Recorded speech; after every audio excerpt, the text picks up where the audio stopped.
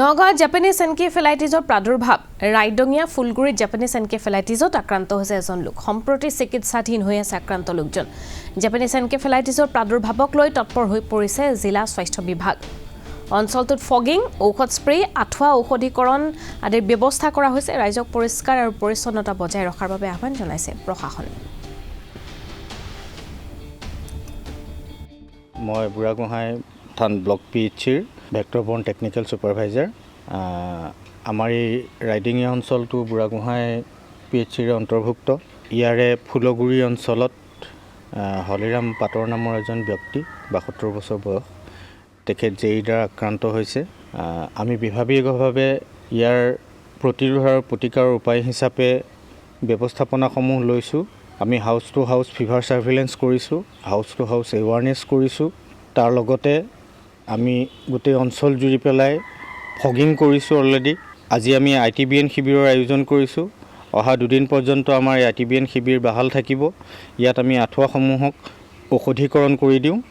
আৰু এই ঔষধযুক্ত আঠুৱাৰ তলত যেতিয়া শুব এজন মানুহ তেওঁ মহৰ দ্বাৰা আক্ৰান্ত হোৱাৰ যি সম্ভাৱনীয়তা সেই সম্ভাৱনীয়তা বহু পৰিমাণে হ্ৰাস পায়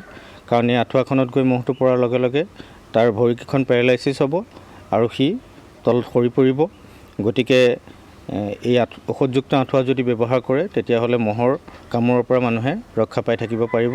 আৰু ছমাহলৈকে ইয়াৰ ঔষধি গুণসমূহ অটুট থাকে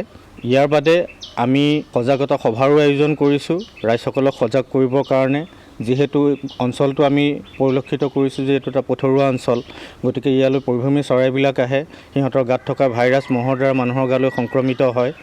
গতিকে আমি পথাৰত কাম বন কৰোঁতে এটা সাৱধানতা ল'ব লাগিব যে হাত ঢকা ভৰি ঢকা কাপোৰ পিন্ধিহে আমি পথাৰ ঘৰত কাম কৰিব লাগিব আঁঠুৱাখন লৈ আমি শুবই লাগিব গধূলি অলপমান জাক দিয়াৰ ব্যৱস্থা কৰিব লাগিব আৰু পশু পক্ষী পালন কৰিলে আমি অন্ততঃ ঘৰৰ পৰা কিছু দূৰত্ব বজাই ৰাখি যদি আমি পালন কৰোঁ তেতিয়াহ'লে এই মহৰ আক্ৰমণৰ পৰা আমি নিজকে সুৰক্ষিত কৰি ৰাখিব পাৰিম গতিকে এইসমূহ সাৱধানতা আমি ল'ব লাগে আৰু প্ৰাথমিক লক্ষণ হিচাপে যদি আমি জ্বৰ অত্যাধিক মূৰৰ বিষ মানুহজনে একেথৰে একেফালে চাই থকা ভুল বকা এনেকুৱা যদি লক্ষণবিলাক আমি দেখা পাওঁ তেতিয়াহ'লে আমি ৰোগীজনক ততাতৈয়াকৈ ওচৰৰ চিকিৎসালয়ত নি আমি চিকিৎসাৰ ব্যৱস্থা কৰিব লাগে ডক্টৰৰ পৰামৰ্শ ল'ব লাগে কাৰণ এই বেমাৰটো যিহেতু এটা মাৰাত্মক বেমাৰ শ্ৰেণীতেই ধৰা হয় গতিকে যিমান সোনকালে ইয়াৰ পৰীক্ষা কৰি নিৰ্ণয় কৰি তাৰ চিকিৎসাৰ ব্যৱস্থা কৰিব পাৰি মানুহজন বাচাৰ চান্সটো বা তেওঁ আৰোগ্য হোৱাৰ চান্সটো সিমানেই বৃদ্ধি পায়